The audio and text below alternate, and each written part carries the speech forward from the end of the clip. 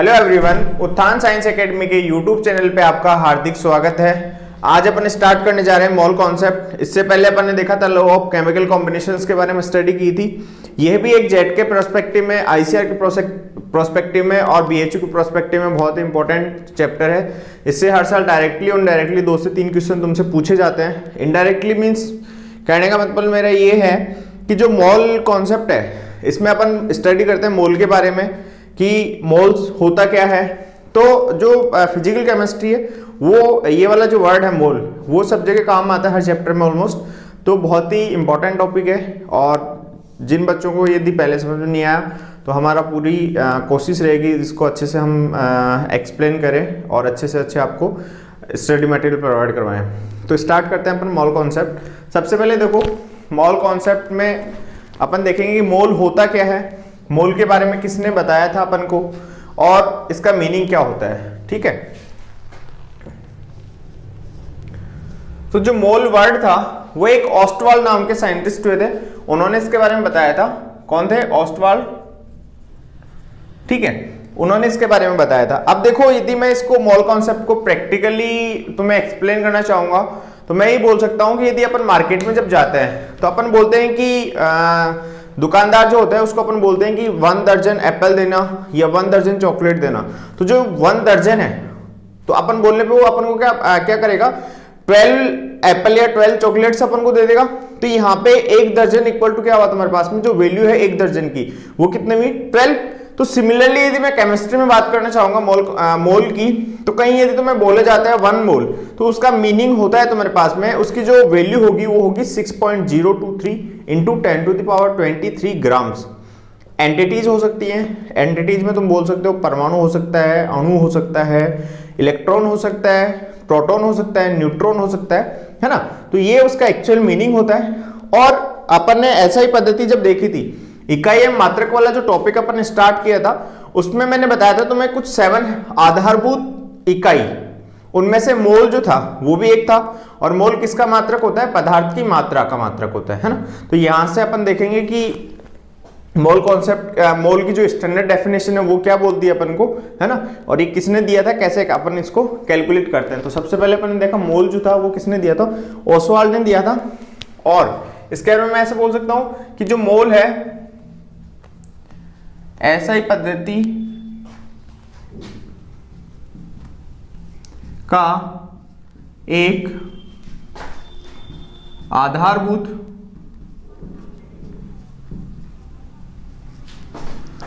मात्रक है। ऐसा पद्धति का क्या है, एक आधारभूत मात्रक है जो अपन को किसके बारे में बताता है, जो पदार्थ की मात्रा के बारे में बताता है, जो पदार्थ की मात्रा के बारे में बताता है।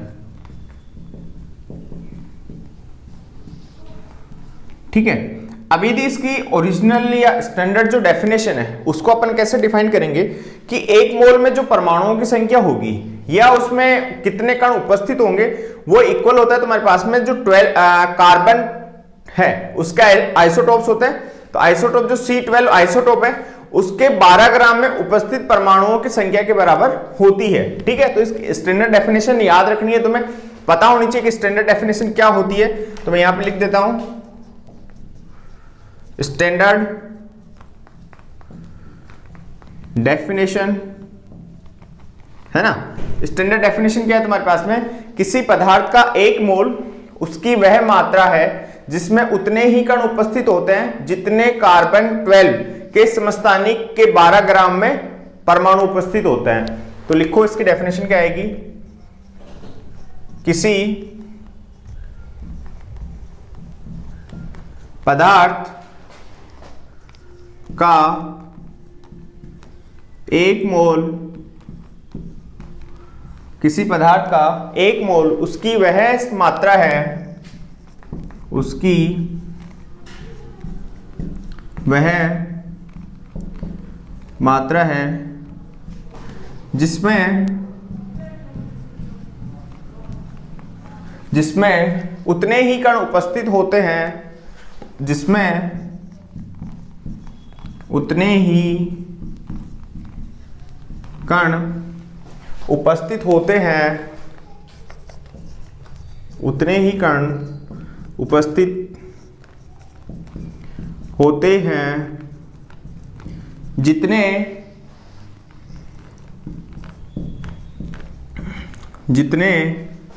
कार्बन 12 और इसको अपन ब्रैकेट में लिख सकते हैं C12 के समस्थानिक कार्बन 12 के समस्थानिक के 12 ग्राम है ना, या अपन बोल सकते हैं उसको 0.0012 kg में उपस्थित परमाणुओं की संख्या के समस्थानिक 12 ग्राम में उपस्थित परमाणुओं की संख्या होती है। मीन्स स्टैंडर्ड डेफिनेशन क्या बोलती है कि एक मोल का जो मीन होता है वो क्या होता है कि एक मोल में उपस्थित परमाणुओं की जो संख्या है या अणुओं की जो संख्या है वो इक्वल होगी किसके, कार्बन 12 के समस्थानिक जो है उसके 12 ग्राम में उपस्थित परमाणुओं की संख्या के बराबर होती है। तो यहीं से अपन एक इसका वैल्यू फाइंड कर सकते हैं कि जो कार्बन 12 है उसका एक मोल का जो द्रव्यमान है अपन कितना ले रहे हैं, 12 ग्राम ले रहे हैं। कार्बन के एक मोल का द्रव्यमान अपन ने कितना लिया, 12 ग्राम अपन ने लिया है, ये रहा है ना, 12 ग्राम लिया है। अब अपन बताएंगे कि एक एटम का वेट कितना है, कार्बन 12 के एक परमाणु का भार, कार्बन 12 के एक परमाणु का द्रव्यमान है ना। तो वो द्रव्यमान कितना है तुम्हारे पास में 1.699 इंटू 10⁻⁻23 ग्राम, यही होता है 1.992 इंटू 10⁻³ ग्राम। यदि मेरे को नंबर ऑफ परमाणु चाहिए तो देखो 12 ग्राम में इतने उपस्थित है तो अपन इसको डिवाइड करेंगे तो अपने पास पता चल जाएगा एक मोल में उपस्थित परमाणुओं की संख्या। तो यहां से मैं लिख सकता हूं एक मोल में परमाणुओं की संख्या वो क्या होगी तुम्हारे पास में, उसको अपन ऐसा लिख सकते हैं कार्बन के एक मोल का द्रव्यमान अपॉन कार्बन 12 के एक परमाणु का द्रव्यमान। तो इसको ऐसे लिख सकते हैं कार्बन के एक मोल का द्रव्यमान अपॉन कार्बन 12 के एक परमाणु का द्रव्यमान, ये हो जाएगा। और इसको यदि अपन डिवाइड करेंगे, देखो कार्बन के एक मोल का द्रव्यमान अपन ने कितना लिया, 12 ग्राम लिया, और एक परमाणु का द्रव्यमान कितना होता है 1.992 इंटू 10⁻⁻23 ग्राम। तो यहां से यदि मैं इसको डिवाइड करूंगा तो 12 अपॉन 1.992 इंटू 10⁻⁻23, तो ये इक्वल आता है अप्रोक्स 1.623 है ना, 1.623 इंटू 10⁻⁻23 परमाणु पर मोल। मीन्स अपन क्या बोल सकते हैं कि एक परमाणु का जो एक मोल में जो परमाणुओं की संख्या होगी वो कितनी होगी तुम्हारे पास में 1.623 इंटू 10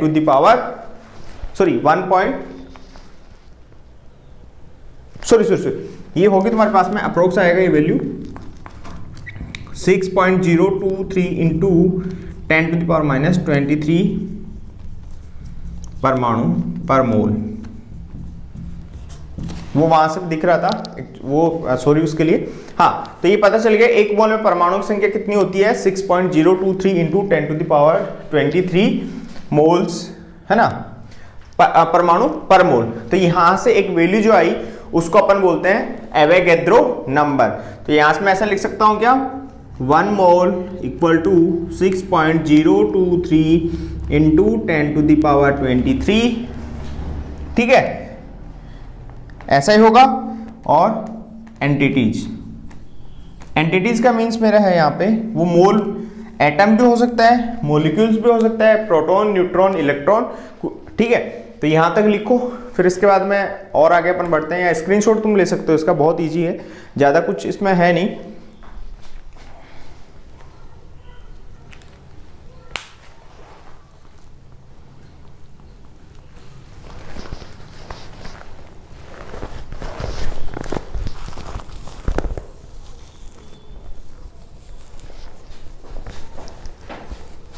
या यहाँ पे तुम लिख लेना, जो एंटिटीज होंगे वो एटम्स हो सकते हैं, वो तुम्हारे पास में हो सकते हैं मॉलिक्यूल, वो तुम्हारे पास में होते हैं न्यूट्रॉन हो सकता है, प्रोटॉन हो सकता है एंड इलेक्ट्रॉन,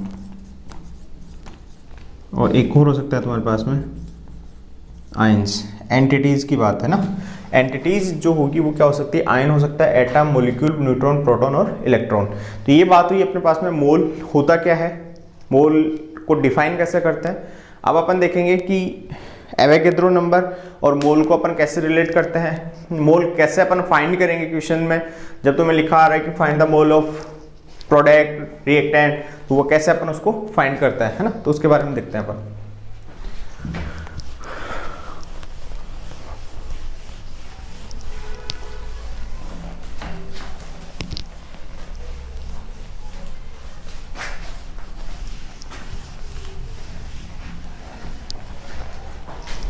तो यहां से मैं अपन सिंपल वे में तो देख लिया अपन, तो यहां से मैं एक चीज लिख सकता हूं, है ना, कि अपन ने जो मोल को डिफाइन किया उसमें क्या किया, अपन द्रव्यमान यूज किए और उसके नंबर ऑफ परमाणुओं की संख्या अपन ने निकाली। तो मैं यहां से ऐसा क्या बोल सकता हूं क्या, कि जो मोल है वो एक रिलेशनशिप देता है किसके बीच में, सब्सटेंस के मास के बीच में, या उसका वॉल्यूम हो सकता है और उसके परमाणुओं की संख्या के बीच में। तो यहां से अपन लिख सकते हैं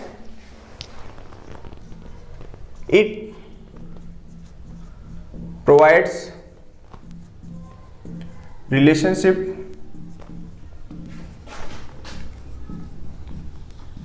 between mass of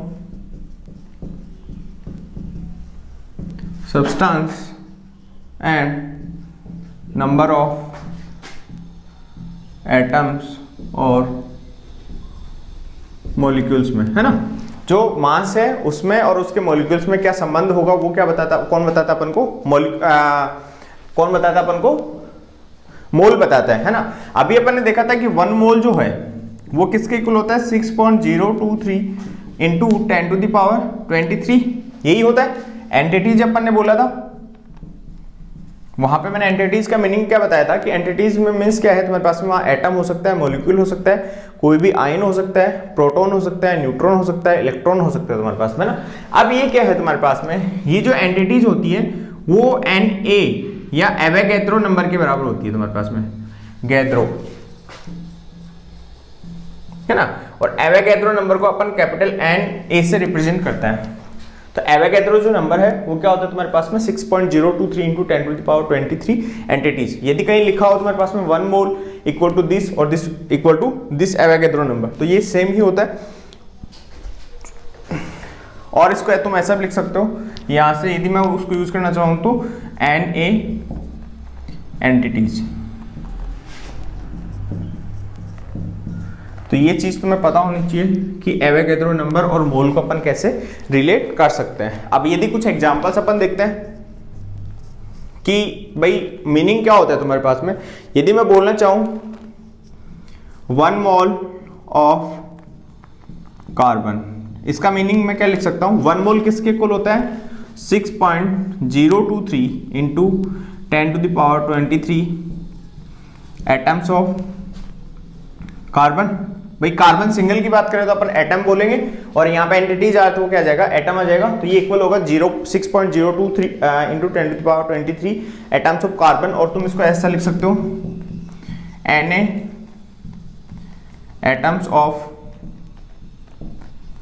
कार्बन अपन लिख सकते हैं। सिमिलरली यदि और भी तुम एग्जांपल लिख सकते हो, 1 मोल ऑफ CO2। यदि 1 मोल ऑफ CO2 मैं लिख रहा हूं तो उसका मीनिंग क्या है, 6.023 इंटू 10⁻23 मॉलिक्यूल्स ऑफ CO2, और अपन बोल सकते हैं Na मॉलिक्यूल्स ऑफ CO2। ठीक है, समझ आ गया कि 1 मोल का मीनिंग क्या होता है तुम्हारे पास में, इतने उसमें एटम्स प्रेजेंट होंगे। ठीक है, अब यदि मैं आयंस, यदि और एक एग्जांपल लेता हूं, 1 मोल ऑफ Fe2 प्लस, है ना। Fe2 प्लस मीन्स क्या है, ये तुम्हारे पास में एक आयन है। Fe2 क्या है तुम्हारे पास में, आयन है। तो ये देखो क्या होगा, इसका मीनिंग क्या होगा, 6.23 into 10⁻23 ions of Fe2 plus, है ना। और तुम इसको ऐसा लिख सकते हो Na ions of Fe2 plus, है ना। तो ये सिंपल वे में अपन ने बात की कि मोल क्या होता है, मोल को कैसे अपन क्वेश्चंस में लिखा हुआ आता है, उसका मीनिंग क्या है। अब अपन देखेंगे कुछ मेथड्स जिससे अपन मोल को क्या कर सकते हैं, कैलकुलेट कर सकते हैं, या अपन मोल को निकाल सकते हैं।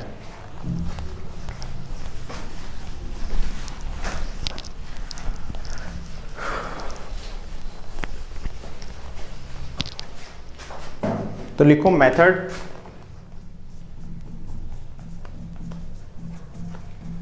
टू फाइंड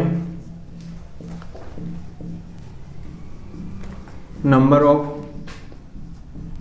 मोल्स, है ना।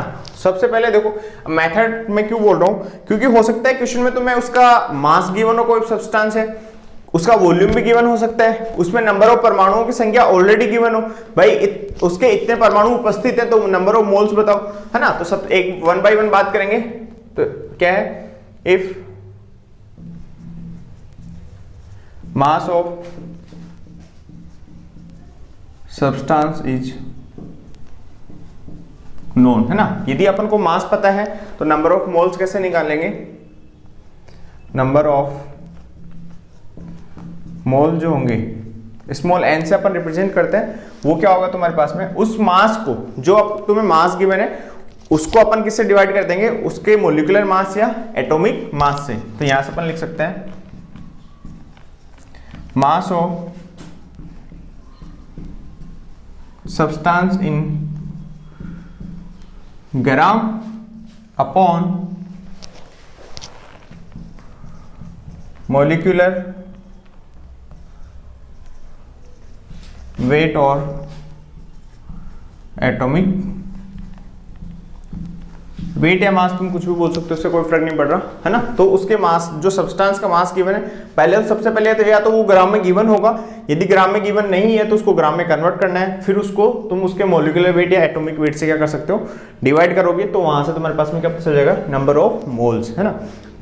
उसके बाद में सेकेंड मेथड जो है उसमें क्या हो सकता है कि तुम्हें सब्सटेंस का क्या दे रखा हो, वॉल्यूम गिवन हो। यदि वॉल्यूम गिवन है तो वो कैसे निकालेंगे, है ना। If volume of substance is known, है ना, एट एसटीपी और एनटीपी। यदि STP means standard temperature and pressure की कंडीशन पे या नॉर्मल टेम्परेचर एंड प्रेशर की कंडीशन पे किसी भी सब्सटेंस का वॉल्यूम यदि तुम्हें गिवन है तो तुम उसको 22.4 से डिवाइड करके उसमें नंबर ऑफ मोल्स क्या कर सकते हो, निकाल सकते हो। तो नंबर ऑफ मोल जो होंगे एंड वो इक्वल होगा तुम्हारे पास में volume of substance in litre. हमेशा ध्यान में रखने वाली है यहाँ पे ये जो यूनिट यूज कर रहे हैं ना, वो यदि वॉल्यूम है तो लीटर यूज करेंगे, वेट है तो अपन क्या यूज करेंगे, ग्राम, है ना।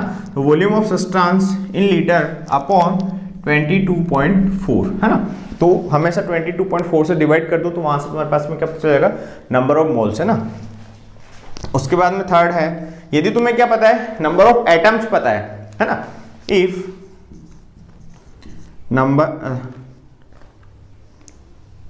Number of atoms of a substance is non, तो उस कंडीशन में अपन क्या करेंगे, कैसे याद करेंगे, या अपन if number of particles of a substance is known, है ना। तो उस कंडीशन में क्या करेंगे अपन, वही क्या आ जाएगा तुम्हारे पास में, number of moles small n equal to क्या होगा तुम्हारे पास में, number of particles of substance upon Avogadro number, number of particles of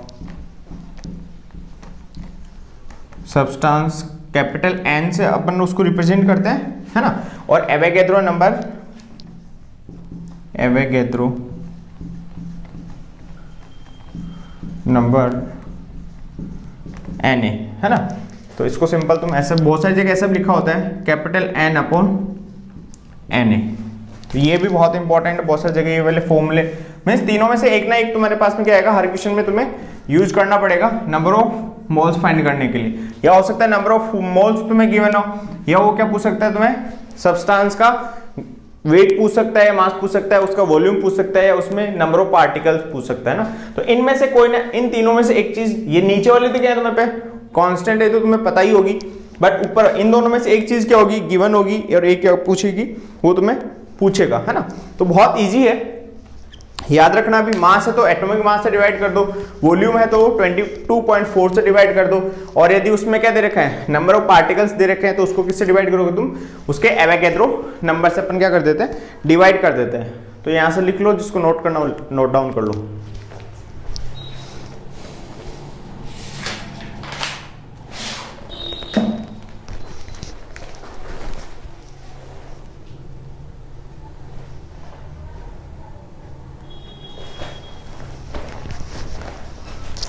हाँ, तो इसके बाद में देखो कुछ अदर वे, है ना, क्योंकि मोल को अपन बहुत सारे वे में भी अपन रिप्रेजेंट कर सकते हैं। जो क्वेश्चंस में जनरली पूछा जाता है, थ्योरी में तुम्हें कोई नहीं पूछेगा, या थ्योरी में तुम्हें बताया भी नहीं जाता है कि ऐसा कुछ होता है, बट वो क्वेश्चंस में तुम्हें यूज होता है। तो उसके लिए देखो other representation of mole, other representation of mole, है ना। मीन्स क्वेश्चंस में कैसे दिया होता है तुम्हें, हो सकता है तुम्हें ऐसा बोला गया हो 1 ग्राम एटम, इसका मीन क्या होता है तुम्हारे पास में 1 मोल, है ना। 1 ग्राम एटम इक्वल टू क्या होता है 1 मोल। यदि एग्जांपल की मैं बात करना चाहूंगा तो जैसे कहीं लिखा हो 5 ग्राम एटम ऑफ कार्बन या कैल्शियम अपन बोल सकते हैं, कुछ भी जो तुम्हारी इच्छा है वो ले सकते हो। तो यहां से तुम इसको सीधा कैसे क्या लिख सकते हो 5 मोल ऑफ कैल्शियम, और इसको ऐसा 1 मोल इक्वल टू क्या होता है 1 n होता है, इसको तुम ऐसा भी लिख सकते हो 5 इंटू Na, है ना, ऑफ कैल्शियम। सेकेंड अपन ऐसा बोल सकते हैं 1 ग्राम आयन यदि कहीं लिखा है तो उसका मीनिंग भी क्या होगा तुम्हारे पास में 1 मोल, ठीक है। और एग्जाम्पल के तौर पे तुम ऐसे देख सकते हो 4 ग्राम एटम ऑफ Fe2+, है ना, एटम्स ऑफ Fe2+। तो यहां से तुम इसको ऐसे लिख सकते हो 4 डायरेक्टली क्या बोल सकते हो 4 मोल ऑफ Fe2+ बोल सकते हो, और तुम ऐसा भी बोल सकते हो 4 इंटू Na ऑफ Fe2+, है ना। और कोई मॉलिक्यूल्स भी हो सकता है, तो कहीं ऐसा भी लिखा हो सकता है 1 ग्राम, मॉलिक्यूल का मीनिंग भी क्या होता है तुम्हारे पास में 1 मोल होता है। फॉर एग्जाम्पल यदि मैं पानी की बात कर लूं, है ना, तो 10 ग्राम